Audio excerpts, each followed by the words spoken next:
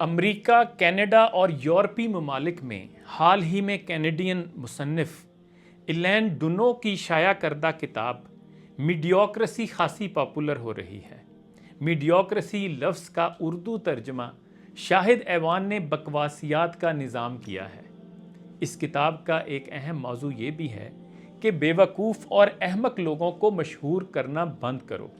دوسرے الفاظ میں، معمولی ذہن کے حامل اور نکمے لوگوں کو سوشل میڈیا کے ذریعے مشہور کرنا چھوڑ دو،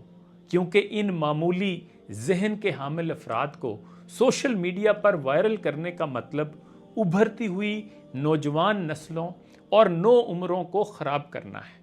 اور یہ ایک جرم ہے۔ جب سوشل میڈیا سائٹس پر موجود بہت سی مشہور شخصیات یا سیلیبریٹیز کے اکاؤنٹس کا طویل مطالعہ کیا گیا تو پتہ چلا کہ ان تمام لوگوں میں ایک خوبی مشترک ہے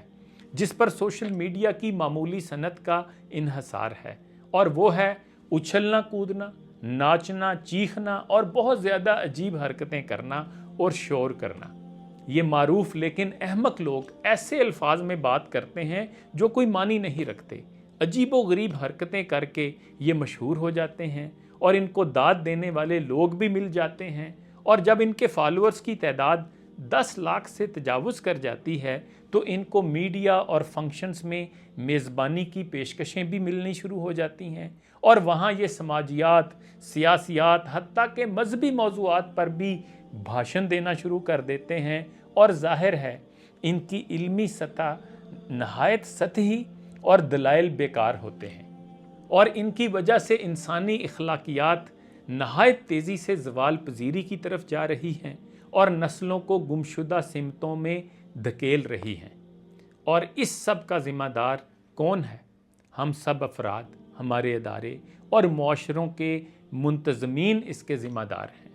ایلین ڈونو کا کہنا ہے کہ ان احمقوں کی سوشل میڈیا کی پوسٹوں کو شیئر نہ کر کے ان بیوقوف لوگوں کو مشہور کرنا چھوڑ دینا چاہیے۔ اس کی کتاب بتاتی ہے کہ معاشرہ کتنے غیر اہم کاموں میں مشغول ہے اور اصل زندگی کی ضروریات اور تعلیم، صحت اور روزگار جیسے معاملات کے حل سے کتنا زیادہ دور ہے۔ تھا جو ناخوب بتدریج وہی خوب ہوا کہ غلامی میں بدل جاتا ہے قوموں کا ضمیر۔ ہم پازیٹیو پاکستان